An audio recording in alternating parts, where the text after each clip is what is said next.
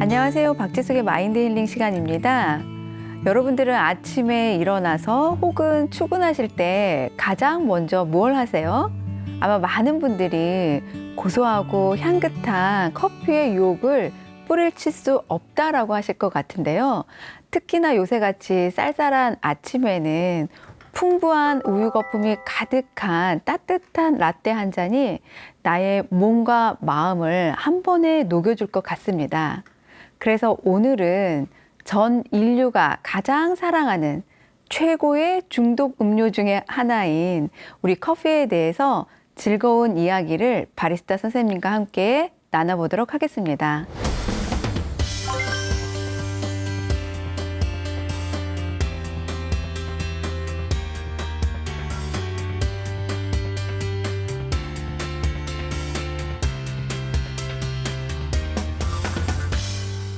선생님, 많은 분들이 커피를 너무 좋아하시잖아요. 근데 이 커피의 유래가 어떻게 되는 건가요? 커피는 현재 한 1000년 정도 역사를 가지고 네. 있고, 한국은 다들 잘 아시다시피 고종 100년의 역사를 가지고 있는데요. 사실 사람이 제일 먼저 먹었던 건 아니고 염소들이 빨간 색깔 열매를 먹고 기분이 좋아서 흥분하고 날뛰는 걸 보고 그 당시 목동 칼디라는 아저씨를 통해서 커피가 처음 발견되기 시작하는 거죠. 그냥 그 커피 생 원두를 염소들이 먹고 그렇게 막 기분이 좋아서 그랬군요. 네, 빨간 색깔 열매를 먹었는데 그 당시에 너무 신기해서 그 당시 수도승 이제 나라의 제일 왕인 그분들에게 커피를 가지고 갔는데 이걸 불에 태워서 이제 처음에 그때부터 이제 원두라는 걸 알게 시작하는 거죠. 그러면 이제 그 커피에 들어있는 원두에 들어있는 카페인 성분 때문에 이제 막 각성을 해서 그 염소들이 날뛰었군요. 그건 그렇지 않을까요? 그 염소 네 발로 제가 학생들한테 수업할 때는 이제 네 발로 걸어야 되는 염소가 두 발로 뛰어다니더라라고 이제 얘기하기도 하고 아마 그 정도로 이제 각성이 돼서 활발하게 막 움직였던 것 같습니다. 그리고 선생님 요새는 이제 그 아무래도 집에 있는 시간이 많이 늘어나다 보니까 많은 분들이 홈트를 하시잖아요. 네. 그런 것처럼 또 카페에도 맘대로 못 나가고 하시니까 홈카페라고 집에서 많이들 또 커피 내려서 드시고 싶어 하는 것 같으세요. 근데 집에다가 이제 홈카페를 만들려면 기본적으로 뭘 준비해야 될지 좀 막막하거든요. 어떻게 준비를 해야 될까요? 사실 요즘에 홈카페라고 해서 막 되게 많은 인플루언서들이라든지 되게 많이 볼 수 있잖아요. 근데 그만큼 우리 집에 갖다 놓을 수는 없고 그래서 대부분이 캡슐 커피를 사실 조금 많이 선호를 하시긴 하세요. 근데 아무래도 커피를 내가 정말 좋아한다 하시는 분들은 되게 만 원대의 이 핸드드립 세트들부터 시작해서 하시는데 사실 에스프레소 머신도 요즘에는 되게 많이 볼 수가 있어요. 그래서 가정용 에스프레소 머신이요? 그래서 한 20만 원대의 가정용 에스프레소 머신을 들르시기도 하시고 나는 정말 커피의 고유의 맛을 느끼겠다 하시는 분들은 이제 핸드드립 세트를 보통 많이 선호를 하시죠. 그러면 기본적으로 뭘 이렇게 구매를 해서 세팅을 해야 될까요? 요즘에는 되게 편해서 핸드드립 세트가 사실 되게 잘 나와서 나오기는 하는데 제가 오늘 조금 가지고 오기도 했습니다. 그래서 이제 보통 제일 가장 필요한 게 이제 커피를 내릴 수 있는 드리퍼. 그다음에 이제 커피를 추출할 수 있는 서버가 필요하고요.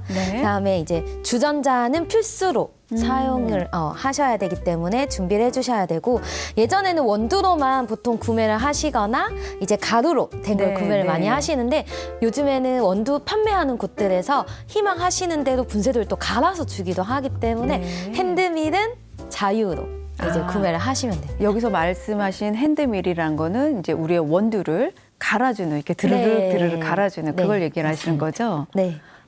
그러면 이제 이렇게 보니까 지금 이 필터라고 하는 종이도 하얀 게 있고, 그러니까 표백이 된 게 있고 표백이 안 된 게 있네요.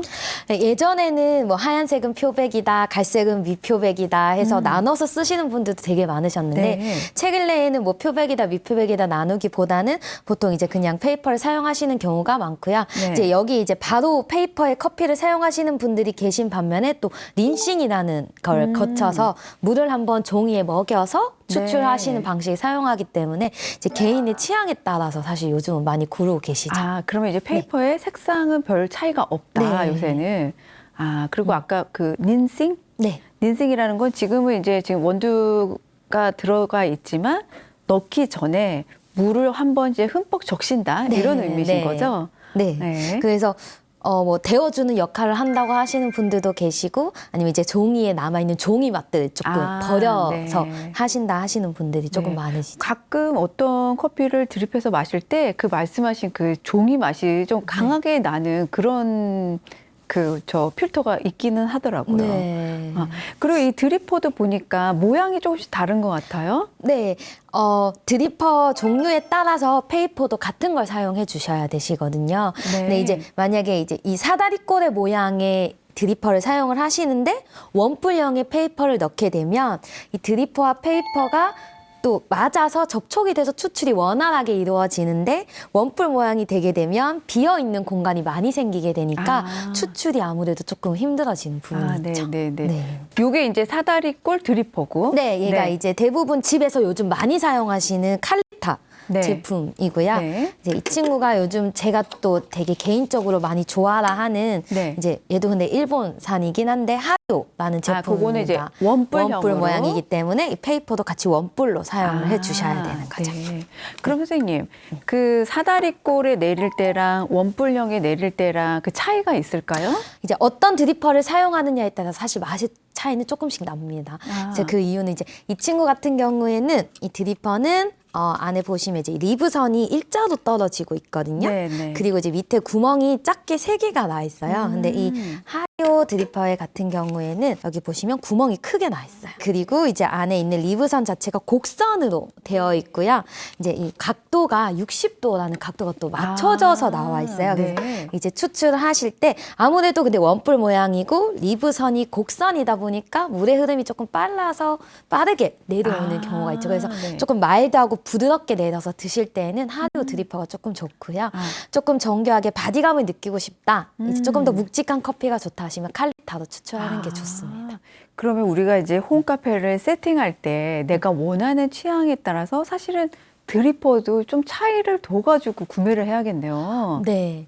그래서 향이 좋은 커피 네. 이제 아무래도 아프리카, 에티오피아나 케냐 쪽의 커피들은 향이 되게 좋잖아요. 네. 과일 향이나 꽃향 이제 그런 향에 조금 더 맛을 치중하고 싶으시면 하요를 가지고 추출하시면 조금 더 좋습니다. 원뿔형으로? 네, 그래서 향이 조금 더 빨리 날아가기 때문에 가벼운 향일수록 빨리 날아가기 때문에 추출이 조금 더 원활하게 할 수 있는 하요로 네. 추출하시면 좋고요. 이제 중남미 커피들 바디감 이나 단맛, 조금 깔끔한 맛을 원하시면 이 칼리타를 통해서 조금 더 묵직하고 중후하게 추출하는 네. 게 좋은 거죠. 그럼 이제 그게 좀 원두에 따라서 커피콩 원두에 따라서 달라질 것 같은데 사실 커피콩 원두 종류가 너무나 많잖아요. 네. 그래서 우리 일반인들이 처음에 쉽게 접하기는 어려운 것 같아요. 그 다양한 커피콩 종류를 좀 간단하게 한번 소개 좀 시켜주시겠어요? 사실 원두를 판매를 해보면 어떤 원두를 가장 좋아하세요라고 했죠. 저는 네. 원두가 뭐 있는지 사실 많이 몰라요. 이제 얘기를 네. 하시는데 같은 아프리카의 에티오피아라는 나라에서도 한 가지의 원두가 나오는 게 아니라 지역별로 커피가 다 다르단 말이에요. 그래서 이제 조금 쉽게 커피를 처음 접하실 때는 내가 조금 그래도 산미, 신맛이 있는 커피 나는 괜찮아 라고 하시면 저는 사실 에티오피아나 케냐 커피를 조금 추천을 드립니다. 신맛을 좀 즐기시는 네. 분들은 에티오피나 케냐. 네, 아프리카 쪽의 계열이 조금 더 꽃향이라든지 과일의 산미가 더 많이 두드러지게 네. 표현이 되고 있는데 아무래도 내추럴 계열, 이제 커피를 가공하는 방식에 따라서 조금씩 달라지는데 자연 그대로 말리다 보니까 그대로인 상태를 이 친구들이 많이 머금고 있는 경우가 많습니다. 네, 네. 그래서 그런 커피를 드시면 가장 좋고요. 나는 되게 그냥 커피. 일반적으로 카페에서 사 먹는 네. 커피나 그냥 그런 커피 먹고 싶어 하시면 이제 중남미의 브라질이라든지 가테말라, 네. 콜롬비아 커피를 드시면 조금 더 고소하면서 단맛을 느끼시기에 가장 좋습니다. 그런 차이가 있네요. 네. 그래서 그런 커피콩도 자기 취향에 따라서 이렇게 골라서 여러 가지 다양하게 맛보는 것도 아주 즐거운 일이 될 것 같아요. 네.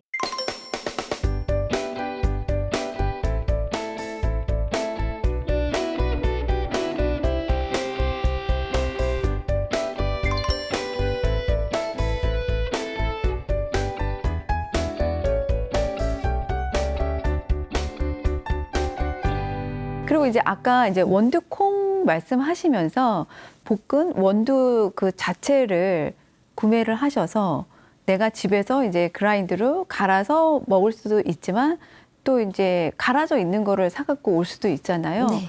근데 이제 이 간은 이제 우리가 굵기 차이라고 하나요? 그거에 따라서도 맛이 달라진다고요? 네, 분쇄도의 차이에 따라서 엄청나게 달라지는데요. 네. 쉽게 말씀을 조금 드리면 우리가 모래에 물을 붓는 것과 자갈에 물을 붓는 것을 조금 차이를 두면 네. 아주 쉽게 이해를 하실 수 있는데 에스프레소 머신, 시중에 이제 카페에서 사용하고 있는 머신에는 아무래도 짧은 시간 안에 추출해내는 커피이다 보니까 분쇄도가 가늘수록 가장 좋은 거죠. 그래서 한약을 쥐어 짜듯이 이 에스프레소 분쇄도 자체를 되게 가늘게 해서 쥐어 짜내는 방식이라고 보시면 되시고 네. 우리가 아는 이제 핸드드립 같은 경우에는 너무 분쇄도가 가는데 우리가 물을 계속 갖다 부으면 물 흐름이 제대로 이루어지지 않는 거죠. 그래서 이제 보통 설탕 분쇄도 네. 이제 설탕의 굵기, 네, 소금보다는 네. 조금 가늘고 뭐 설탕보다는 굵기 이런 식으로 이제 설명을 또 하기도 하는데 이제 여기서 가는 소금이냐 또 굵은 소금이냐 그쵸. 차이가 조금 나긴 하는데 네. 굵은 소금이 아니라 보통 일반 소금에서 네. 이제 조금 더 굵고 설탕보다는 조금 더 가늘게 이제 손으로 촉각으로 조금 많이 보시고 집에서 하시는 분들은 그 기준을 잡으시면 조금 더 좋습니다. 그 기준이 이제 가장 스탠다드하다. 네. 그러면 입자가 가늘어질수록 반대로 입자가 커질수록 이렇게 맛의 차이나 뭐 카페인의 차이가 또 있다고 하던데요. 가늘게 할수록 조금 더 빠르게 추출을 해야 돼요. 그래서 온도를 조금 더 높여서 빠르게 추출하셔야지만 커피가 최대한 맛이 나올 수 있는 거죠. 근데 이제 굵어지면 굵어질수록 이 친구들이 물과 만나는 접촉면이 너무 넓다 보니까 시간이 아무래도 길어지는 네. 상황이 발생을 하는 거예요. 근데 이제 아까 카페인을 말씀하셔서 말씀을 드리는 건데 카페인이 많이 나오는 경우가 온도가 높을수록 추출 시간이 길어질수록 카페인이 많이 나오게 되거든요. 그러니까 접촉하는 시간이 길어질수록 네. 카페인이 늘어나는군요. 그렇다 보니까 이제 그런 것을 원리를 이용을 하셔서 추출하시면 가장 좋기는 하죠. 네. 그러면은 사실 그 가장 추출 시간이 짧은 거는 우리가 카페에서 사 먹는 네. 에스프레소가 제일 짧겠네요. 기계로 이제 콱 찍어가지고 네. 하니까. 네. 아.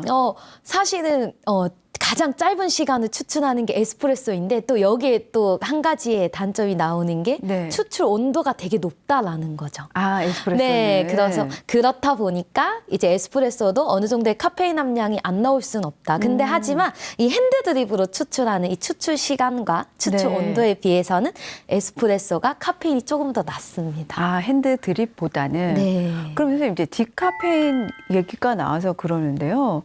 그 요새 이제 현대인들이 워낙 뭐 커피를 많이들 드시니까 하루에 뭐 10잔씩 드시는 분들도 계시더라고요. 그래서 이제 그분들이 어떤 궁여지책으로 오후에나 뭐 이렇게 저녁 때는 디카페인을 드신다고 많이 말씀들을 하세요. 디카페인의 추출 원리는 어떤 걸까요? 한동안 이제 커피 쪽에서 디카페인, 더치, 네. 콜드브루가 디카페인이다라는 말이 되게 많았었어요. 네. 네, 사실은 디카페인이 아까 제가 말씀드렸듯이 추출 시간이 길수록 카페인이 많이 나온다고 그쵸. 했잖아요. 그래서 더치커피는 10시간에서 12시간을 추출하는 커피이다 보니까 사실은 카페인이 없지가 않습니다. 오히려 더 조금 높을 것 네, 같은데요. 더 많이 나오게 되고요. 저희도 이제 성분을 매일 검사를 하고 하다 보면 카페인 함량이 되게 많은 걸 확인할 수 있는데요. 이 디카페인은 원두에서 카페인을 없앨 수는 없고요. 네. 생두에서 디카페인을 만들 수가 있습니다. 네, 그래서 보통 이 생두를 가지고 물을 이용하거나 이산화탄소나 아니면 강한 압력에 의한 추출 용매를 가지고 이제 보통 사용을 하는데요. 이제 보통 쉽게 설명을 조금 드리면 물을 이용한 디카페인 방식이 있습니다. 이건 워터 프로세스. 네, 스위스 워터라고 보통 네. 많이 들어보셨을 건데 이제 이 생두를 뜨거운 물에 넣어 두었다가 이제 그 당시에 나오는 카페인이나 커피 수용성을 걸러내는 거죠. 그 당시에 흡착탄소라 해서 엄청 강한 이 흡착간으로 배출을 하게 되면 카페인은 붙고 네. 커피의 수용성은 분리가 되는 거죠. 그런 식으로 몇 번을 거쳐서 디카페인을 만드는데 사실 100% 디카페인은 힘이 들고요. 그렇겠죠. 네, 근데 이 방식을 사용하면 한 97%에서 99%까지 네. 카페인이 없어지고 합니다. 그럼 이제 선생님께서 지금 말씀해 주신 이제 디카페인의 원리는 이제 워터 프로세스 네. 과정인데 또 게 중에는 어떤 화학적 연매제를 통해서 그렇게 하는 것도 있다라고 하는데 네. 그건 우리 몸에 해롭겠네요. 제일 처음에 이 디카페인을 이제 발견해낸 독일의 이제 화학자 같은 경우에 벤젠을 사실 사용하긴 했었어요. 근데 이제 네. 이게 몸에 좋지 않으니까 이제 보통 많이 사용을 안 하고요. 그래서 직접적인 방식이랑 간접적인 방식으로 또 나눠지게 되는데 이제 보통 한국에서 지금 디카페인 들어오는 방식들은 대부분 스위스 워터로 사용을 네. 하기 때문에 믿고 안심하셔도 믿고 되실 안심하고 것 같아요. 디카페인 네, 드셔도 즐기셔도 된다. 된대. 그 더치커피 이제 언급해 주셨잖아요. 네. 근데 이제 많은 분들이 더치커피 아시는 분들도 계시겠지만 더치커피가 또 생소한 분들도 계실 거예요. 간략하게 설명 한번 해주시겠어요? 요즘에는 뭐 콜드브루라는 단어를 네. 쓰기도 하고 뭐 더치커피라는 단어를 하긴 하는데 이제 아무래도 차이들은 조금 있습니다. 이제 찬물로 추출하냐 아니면 더치처럼 일정 시간 안에 이제 하느냐의 차이가 있는데 이 더치커피는 네덜란드 상인들에 의해서 처음 발견이 되고요. 이제 배를 타는 이제 어부들이 커피가 너무 마시고 싶은데 네. 사실 우리가 아는 커피들은 다 뜨거운 물로 커피를 추출하잖아요. 그렇다 보니까 이 어부들이 어떻게 하면 커피를 먹을 수 있을까 하다가 배 안에서 찬물로 추출해서 이제 와인처럼 숙성을 시키는 거죠. 네. 근데 그렇게 하다 보니까 너무 깔끔하고 오히려 맛있었군요. 네, 맛이 괜찮으니까 이거를 우리는 이제 더치커피라고 해서 많이 사용을 하자 해서 당시 네덜란드 상인들이 이제 더치라는 단어를 사용해서 이제 시작하게 되는 거죠. 그럼 네. 더치커피의 맛은 일반 원두로 내린 거나 혹은 에스프레소로 내린 거랑 어떤 차이가 좀 있어요? 아무래도 이 더치커피는 차가운 물로 추출하다 보니까 향이 조금 더 오래 보존되기도 하고요. 네, 조금 더 뜨거운 커피로 내렸을 때 그때 갑자기 발효돼서 나오는 강한 신맛이라든지 그런 맛보다는 조금 부드러우면서 부드럽겠군요. 깔끔한 맛이 조금 더 특징이라고 보시면 돼요. 네네네. 그러면 우리가 커피 콩을 로스팅한다 그러잖아요. 이거를 조금 뭐 더 세게 볶느냐 아니면 약하게 볶느냐에 따라서 맛이 많이 차이가 날 것 같은데요. 요즘에는 커피의 고유의 맛을 살려주자 해서 이제 커피 콩의 원래의 색깔인 갈색을 찾아주고 있는데요. 네. 이제 생두는 연한 녹색. 네, 진한 녹색을 띠고 있습니다. 그래서 네. 얘가 불을 받으면서 노란색, 주황색, 갈색깔로 변하게 되는데요. 이제 보통은 약배전, 중배전, 강배전이라고 한국말로는 보통 많이 나눕니다. 그래서 보통 우리가 알고 있는 프랜차이즈 카페라든지 개인 카페에서는 강배전을 보통 많이 사용을 네. 하고요. 로스팅을 직접 하는 카페들에 가보시면 중배전으로 많이 이용을 하게 되는데요. 네. 중배전으로 갈수록 커피가 가지고 있는 고유의 향이라든지 신맛과 단맛이 많이 느껴진다면 이 신맛과 단맛에 불을 계속해서 가하다 보니까 얘들이 태워지게 되는 네. 거죠. 그래서 쓴맛이 많이 나오는 경우가 돼서 쓴맛과 탄맛을 느끼시는데 그냥 쉽게 얘기하면 커피도 우리가 먹는 음식이랑 다름이 없잖아요. 그래서 고기를 우리가 구워 먹을 때 불에 소고기를 태워서 먹는 사람은 아무도 네. 없잖아요. 네. 그렇다 네. 보니까 적당하게 맛있게 구워야 맛있듯이 커피 원두도 생두도 적당한 배전도에 따라서 로스팅을 해서 드셔주시면 가장 좋은 거죠. 그러면 네. 이제 우리가 시중에 이런 그 대규모 프랜차이즈 커피집 같은 데는 대부분 많이 조금 이렇게 강하게 볶잖아요. 네. 그 이유가 있을까요? 처음에 한국에 커피가 넘어오면서 이제 아무래도 가장 인기가 많았던 커피가 이제 이탈리아에서 커피가 많이 넘어왔잖아요. 근데 이탈리아에서 에스프레소를 즐겨 마시면서 그 당시 그 원두들이 넘어왔는데 그 원두들이 되게 다 강하게 볶여 있었어요.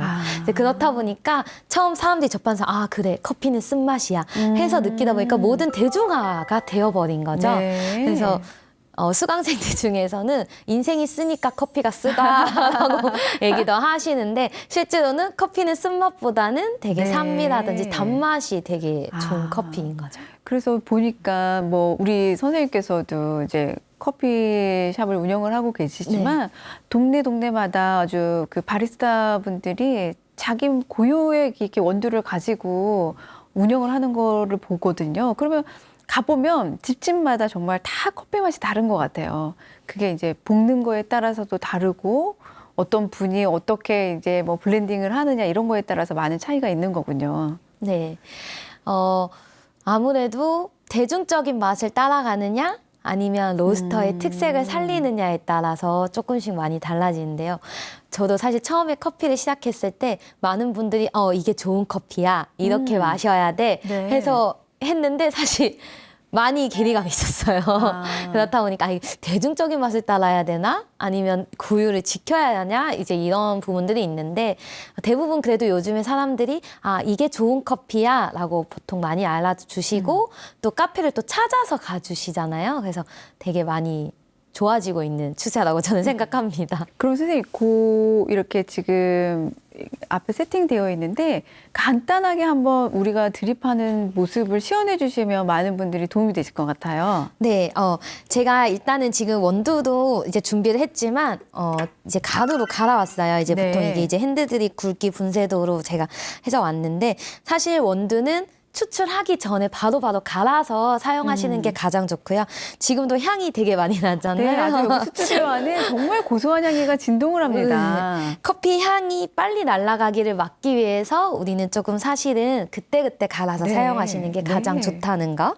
네, 이제 이렇게 하시고요. 일단은 제가 뜨거운 물을 조금 가지고 왔어요. 그래서 하시기 전에 이 서버도 커피를 내리는 물의 온도와 같이 따뜻하게 온도를 보관해 주시는 게 좋아요. 네. 왜냐하면 커피가 가지고 있는 향이 가장 빨리 날아가는 게 아무래도 온도 차에 의해서 날아가기 때문에 이게 커피를 뜨거운 물로 내린다고 해서 여기가 차가운데 괜찮겠지? 하고 내리시면 여기 온도가 달라지다 보니까 커피가 향을 빨리 잃어버리는. 네. 그래서 저는 이제 뚜껑을 보통 사용을 잘 안 하고 이제 이 뜨거운 물 그대로 사용해서 얘를 똑같은 온도로 맞춰주기 위해서 얘를 데워주는 역할을 조금 합니다. 그러면서 물의 온도도 사실 조금 낮춰주긴 하는데요. 이제 아까 분쇄도에 따라서도 커피가 맛이 달라지긴 그쵸. 하는데 네. 이 온도에 따라서도 사실 맛이 많이 달라집니다. 그럼 온도는 한 몇 도 정도를 사용해야 되나요? 예전에는 90도에서 92도라는 이제 온도를 보통 많이 사용을 해서 핸드드립을 하셨는데 요즘엔 로스팅 정도에 따라서 저는 기준점을 잡으라 말씀을 드리는데요. 조금 나는 되게 진한 커피를 좋아한다, 네. 묵직한 커피를 좋아한다 하시면 아무래도 원두 로스팅 자체가 조금 더 진하게 되어지는 경우가 많거든요. 그럴 때에는 물의 온도를 더 높이시는 것보다는 차라리 낮추셔서 추출하시면 조금 더 깔끔한 맛을 느끼실 수가 있고요. 근데 로스팅이 너무 연하게 됐어. 근데 그런 상황에서 물의 온도도 낮추시게 되시면 신맛만 마구마구 올라오기 때문에 로스팅 정도에 따라서 80도에서 90도를 조금 가늠하시면 되게 좋습니다. 네, 일단 이제 물을 조금 데워주시고요. 데워지시고 나면 제일 처음에 이 커피에게도 준비 시간을 줘야 돼요. 그래서 제가 살짝 먼저 물을 조금 줘서 녹인물이라는 거를 주도록 하겠습니다. 지금 조금 온도가 갈려져 있다 보니까 지금 뽀글뽀글하게 신선하게는 못 올라오지만 네, 어느 정도 물이 먹게 되고 이때는 원두가 골고루 물을 먹는 게 가장 좋은데 가루를 바로 갈게 되시면 옆으로 퍼지는 현상이 발생해요. 그래서 물을 많이 먹게 되고 아래쪽에는 최대한 물이 안 떨어지게 하는 게 가장 좋습니다. 그러면 이렇게 가운데서부터 약간 회오리 바람처럼 이렇게 동그랗게 돌리나요? 네, 나선형으로 하시고 그 대신 이때 또 중요한 건 종이 쪽에는 물이 안 가는 게 안 좋습니다. 닿게. 네, 그래서 네. 아까 종이 맛이 좀 하셨었는데 네. 그게 아무래도 물이 직접적으로 종이에 닿게 되면 종이 향이 나올 수밖에 없기 때문에 최대한 커피 안쪽에서 추출하시면 좋고요. 얘는 이제 지금 칼리타거든요. 네. 그래서 구멍이 3개다 보니까 보통 이제 또 5대 3대 2라는 추출 방식이 있습니다. 그래서 3번에 나눠서 추출하면 맛이 있다라고 하는데 네. 이제 그게 꼭 무조건 정답이야 이건 아니기 때문에 이제 가장 맛있는 저는 이 커피가 오늘 케냐 커피이기 때문에 최대한 향을 살려서 추출하기 위해서 3번에 나누지는 않고 조금 추출 한번 해보도록 하겠습니다. 그래서 중앙에서 시작해서 중앙으로 오신다고 생각을 하시면 되시고요. 이때는 물줄기가 최대한 일정하게 천천히 추출해 주시면 가장 좋습니다. 정말 선생님이 그렇게 하는 것만 보고 있어도 정말 커피 향기가 너무 좋으네요. 네, 이때 사실 이제 커피가 추출돼서 올라올 때 향이 제일 많이 나거든요. 네. 그래서 커피를 갈았을 때 물을 딱 처음 부었을 때 향이 제일 많이 오기 때문에 이때 커피를 가장 많이 향을 맡아주시고 사실 손님들에게 갔을 때는 좋은 향은 조금 날라갔다고 보셔야 되는 상황이라서 그 부분이 사실 제일 아쉽기는 해요. 그래서 우리 바리스타 분들이 제일 향기로울 때 다 맡으시는군요. 네, 그래서 핸드드립은 꼭 주문하시면 꼭 바리스타가 내릴 때 꼭 보시면서 향을 조금 같이 음미해 주시면 되게 좋을 것 같아요. 저는 오늘 한 잔의 커피를 위해서 20g의 원두를 사용을 했고요. 네, 저는 20g에 1대10 기준으로 200ml를 추출을 한번 해보도록 하겠습니다. 20g 원두에 200ml 네. 물을 사용한다. 네. 그래서 커피 원두가 물에 100% 녹는 성분이 아니기 때문에 네. 이 원두가 한 알당 우리에게 최대로 줄 수 있는 게 30%밖에 안 돼요. 그래서 계속 내린다고 해서 이 친구가 우리한테 커피를 계속 주는 건 게 아니기 아니군요. 때문에 최대한 네, 그 맛을 살려서 추출해 주시는 게 가장 좋습니다. 그리고 이 원두와 물의 비율을 적절하게 맞추는 것도 정말 중요하겠네요. 네, 그래서 보통은 조금만 추출해서 물을 가수하시는 분들도 네, 계시고 물을 네. 더해서 드시는 네. 분도 계신데 오히려 계속해서 붓는 건 좋지는 않다는 거 아. 말씀드립니다. 네. 그럼 오히려 이제 이렇게 딱 추출한 상태에서 나의 또 입맛에 따라 물을 더 부어서 드시던지 하는 거는 좋지만 물을 더 넣기 위해서 계속 뽑지는 말아라. 네, 맞습니다. 지금 200ml가 돼서 제가 뺄 건데요. 저희 네. 물의 온도가 조금 낮다 보니까 네. 이 커피가 이제 조금 녹아져 내려오는 성분 자체가 이제 해서 색깔이 조금 연하게 느껴질 수 있는데 이제 이렇게 드셨을 때 또 이 친구, 이 케냐 커피의 맛이 또 어떻게 나는지 이제 또 달라지는 거죠. 네. 그래서 온도에 따른 커피 맛을 조금 보시면서 본인에게 맞는 커피를 잡으시는 것도 되게 좋은 방법입니다. 네, 네. 네.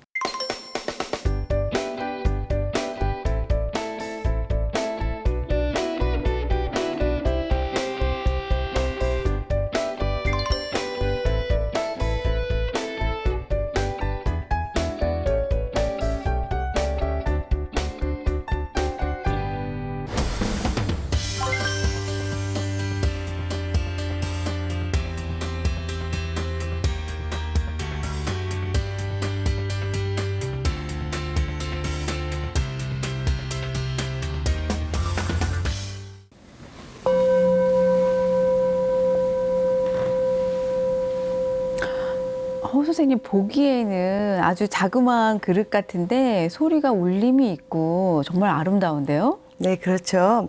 이 그릇은 싱잉볼이라고 불리는데요. 네. 싱잉볼은 노래하는 그릇이라는 뜻입니다. 아, 싱잉볼, 노래하는 그릇. 네. 티베탄 싱잉볼이라고 부르기도 하고요. 히말라야 싱잉볼이라고도 합니다. 네.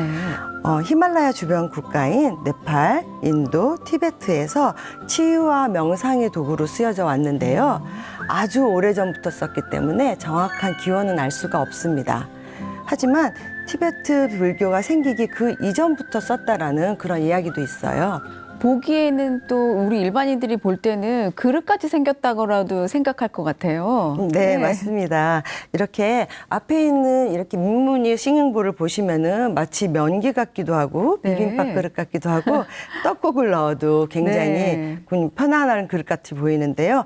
사실 그릇으로 쓰기에는 너무나 아까운 그릇이죠. 이 싱잉볼은 악기이기도 하고 명상과 치유의 도구입니다. 네. 가장 다른 점은 금속의 함량인데요. 이 금속은 이 싱잉볼은 한 가지의 금속으로 만들어진 것이 아니라 7가지의 금속을 섞어서 새로운 진동수를 만들어냅니다. 아, 7가지요? 네. 금, 은, 납, 구리, 아연, 주석, 철 이렇게 7가지의 금속을 섞는데요. 모든 물질이 그렇듯이 이런 금속들은 각각 자기만의 진동수가 있습니다. 아, 네. 네. 7가지의 금속들이 여기 이 싱잉볼에 다 섞여 있는데 각각의 다 진동수를 다르게 내고 있다는 거군요. 그렇죠. 그러니까 같이 섞였기 때문에 또 새로운 진동수를 만들어낼 수 네, 있는 거죠. 네. 그래서 매우 특별하고 이렇게 치유를 이끌어낼 수 있는 겁니다.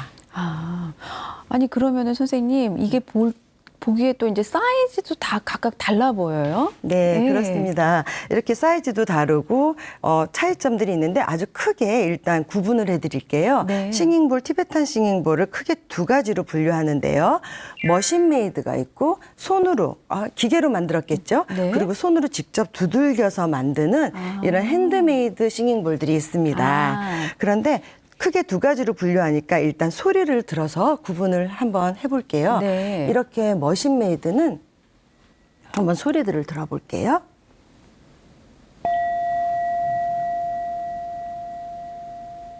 아, 이게 이제 그러면은 머신으로 네, 기계로 머신 만든 메이드입니다. 싱잉볼이고. 네, 그렇습니다. 네, 또 조금 더 설명을 드릴까요? 네. 그리고 지금 이렇게 보시면 이거는 핸드메이드인데요. 조금 그래도 좀 작은 사이즈니까 한번 소리가 다른 점을 네, 들어볼까요? 일단 먼저? 소리의 차이점을 들려주시죠. 네, 그럴게요. 네.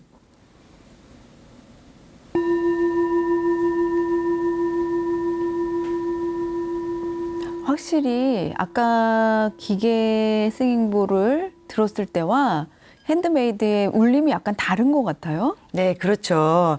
왜냐하면 이 싱잉볼의 금속 함량 때문입니다. 아, 네. 이렇게 머신메이드는 한 2가지 정도의 금속을 쓰고 있고요. 그리고 사실 질이 좋지 않은 금속을 쓴다는 그런 이야기도 들었습니다. 그래서 이 싱잉볼은, 이 머신메이드 싱잉볼은 명상과 치유에 쓰고 있지는 않습니다. 아, 그럼 어디에 사용하기 위해서 이렇게 기계로 이 싱잉볼을 찍어내나요?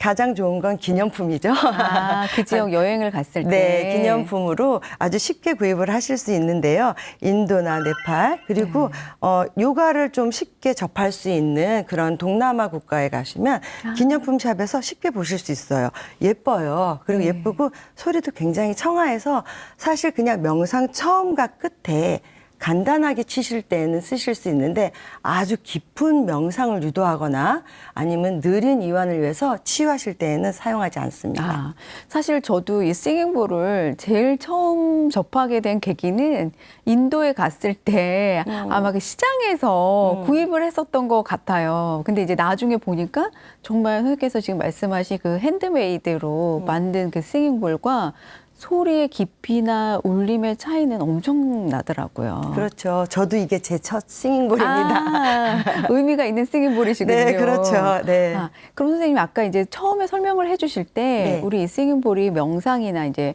치유에 많이 사용된다고 했는데 이 싱잉볼을 주로 활용하는 주 목적이 뭘까요?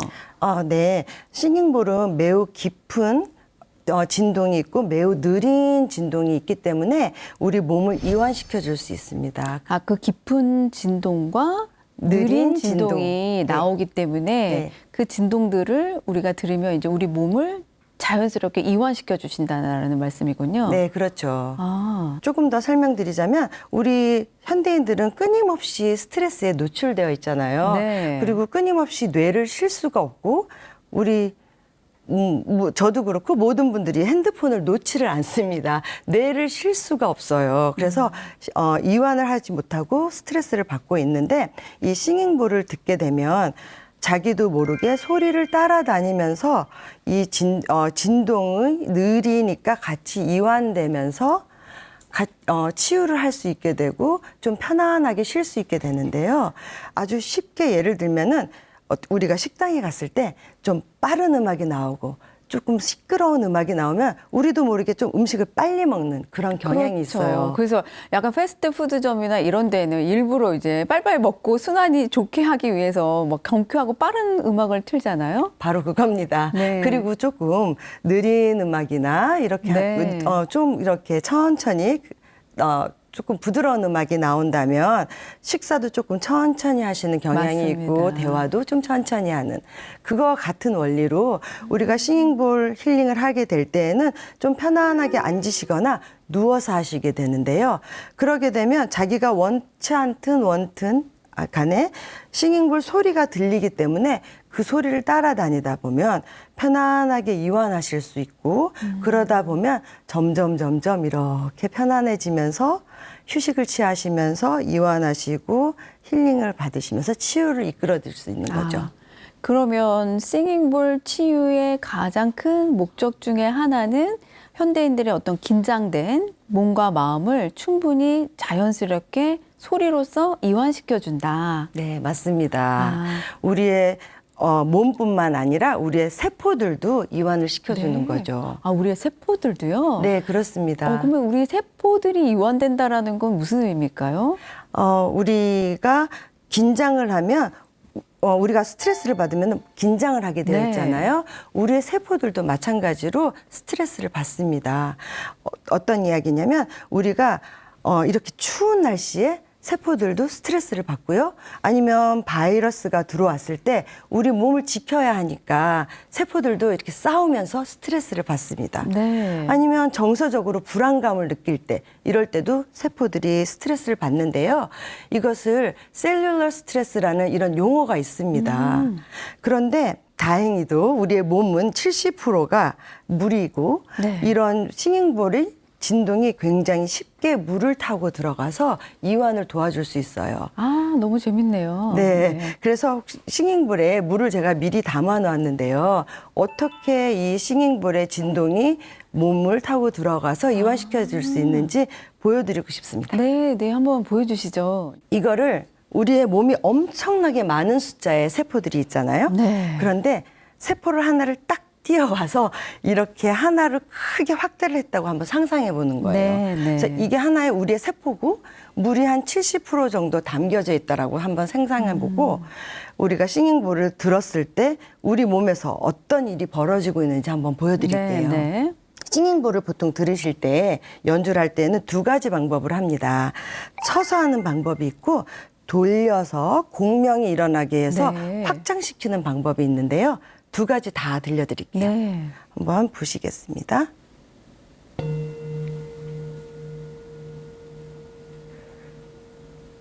지금은 이제 쳐서 네, 소리를. 치고 나면 이 안에 물결 모양이 도는데요. 다시 한번 해보겠습니다. 아, 네, 그 물결이 이렇게 파장이 막 일어나네요. 네.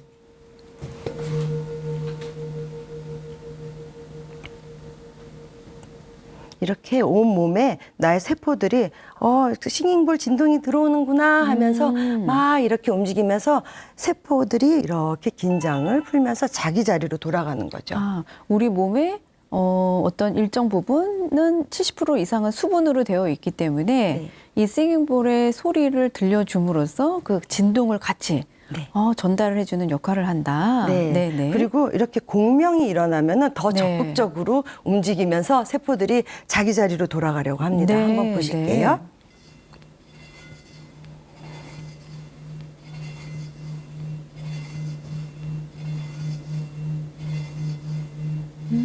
네. 정말 아까와는 다르게 그렇죠. 엄청나게 센. 네. 오, 네. 이렇게 물이 튈 정도로 엄청난 공명이 일어납니다. 네, 대단하네요. 네. 소리는 더 작은 것 같은데. 그렇죠. 이렇게 하면서 자기 몸을 찾지 못했던, 자기 자리를 잡지 못했던 세포들이 막 움직이면서 자기 자리로 돌아간다고 합니다. 그러니까 수축되고 긴장되었던 네. 우리 몸의 각 어떤 세포들이 이제 네. 이완을 하면서 각자 제자리를 찾아가는 거군요. 네, 그렇습니다. 네, 이 소리만으로도 정말 그런 역할을 한다는 게 신기하고 재미있어요. 그렇죠.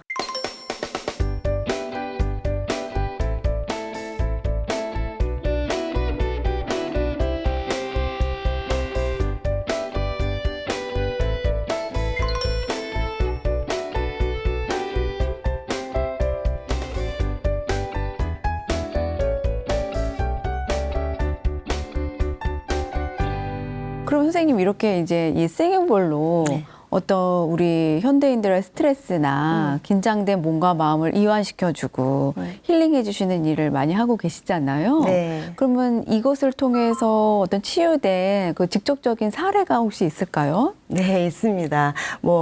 제가 이런 힐링 작업을 하니까 많은 사례들이 있지만 제 개인적인 일도 네. 있는데요. 저희 아버지께서 치매를 한 5년 정도 앓으셨어요. 네. 근데 저희 말씀이 별로 없으신 분이셨는데 치매가 발병되면서부터 갑자기 말수가 굉장히 많아지셨어요. 아, 네. 그러면서 좀 이런 말씀은 좀 어르신한테 그렇긴 한데 굉장히 정서불안이라고 할까 산만해지시기도 하셨고 네. 끊임없이 뇌가 쉬지 못한다는 느낌이 굉장히 강하게 그렇죠. 들었었습니다. 어르신들이 치매 걸리시면 가장 큰 특징 중에 하나가 성격이 예전 같지 않게 변하시니까요. 네, 그렇더라고요. 그래서 다행히 제가 이런 직업을 가지고 있으니까 네. 이렇게 싱잉볼 힐링 세션을 해드리면 처음에는 사실 좀 당황해하세요.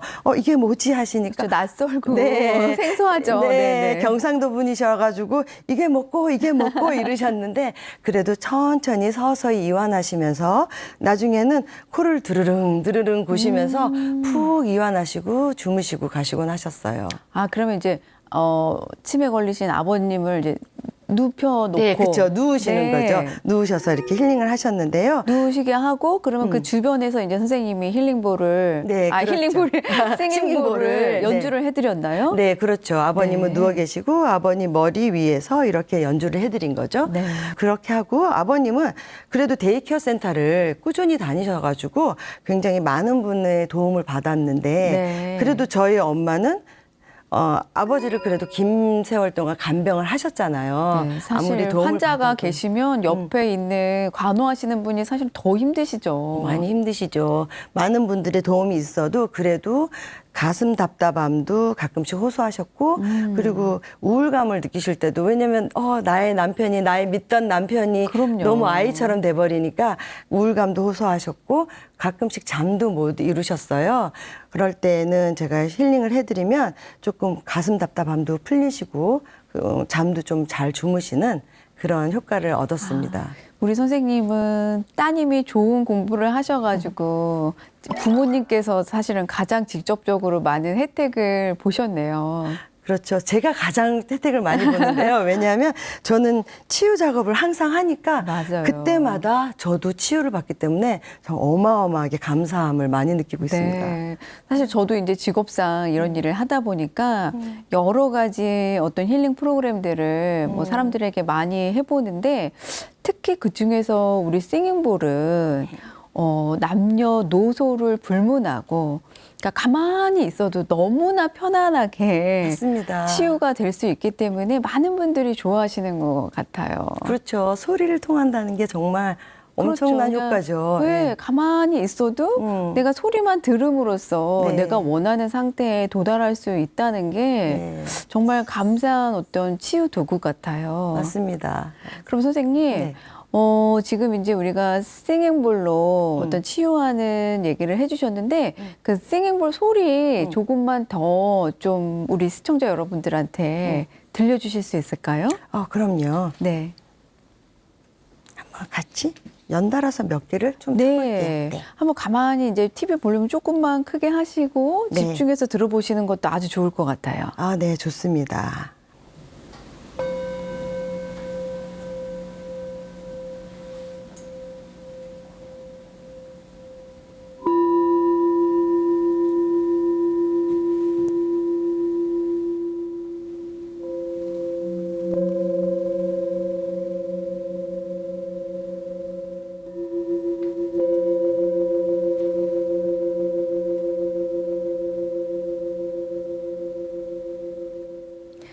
네, 선생님, 이 소리를 가만히 듣고 있었더니 우리 스튜디오가 갑자기 티베트 히말라야 산맥 어딘가에 와 있는 듯한 기분이 정말 소리로서만도 느껴지네요. 감사합니다. 네.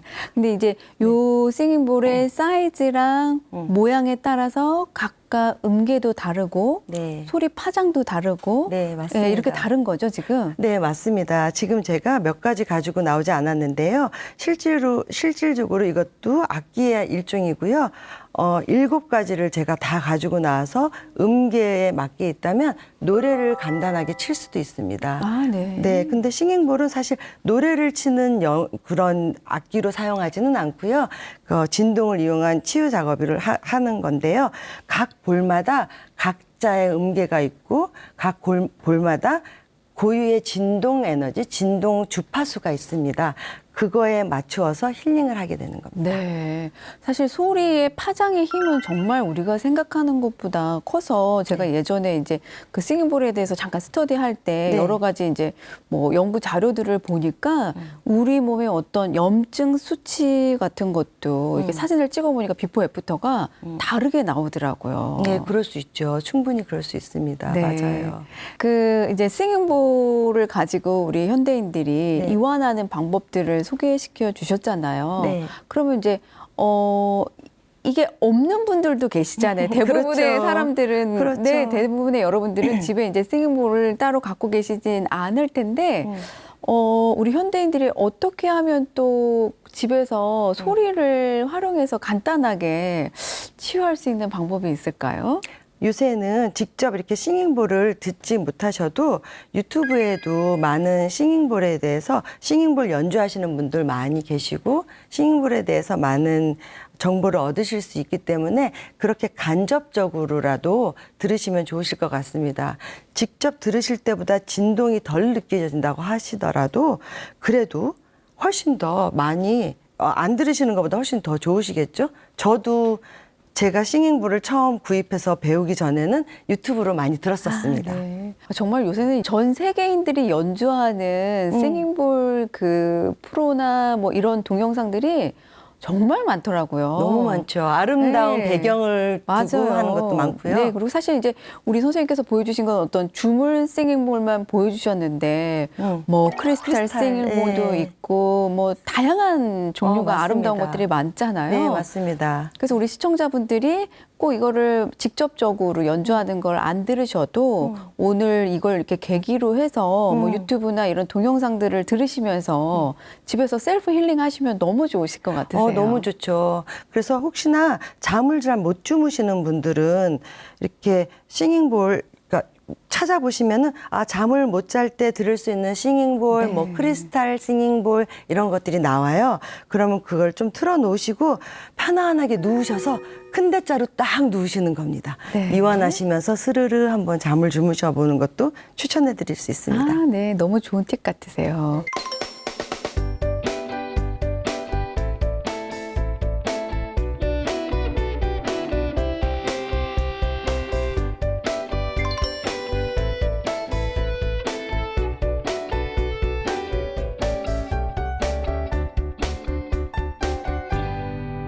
오늘은 우리가 일상생활 속에서 쉽게 활용할 수 있는 소리나 보석, 습관 등을 이용한 힐링 방법을 함께 알아보았습니다. 우리가 알면 보이나니 그때 보이는 것은 예전과 같지 않다라는 이야기가 있습니다. 우리의 일상도 알고 보면 모두가 명상이고 힐링이라는 것을 잊지 마시고 더욱 건강하고 활력 있는 생활 되시길 바라봅니다.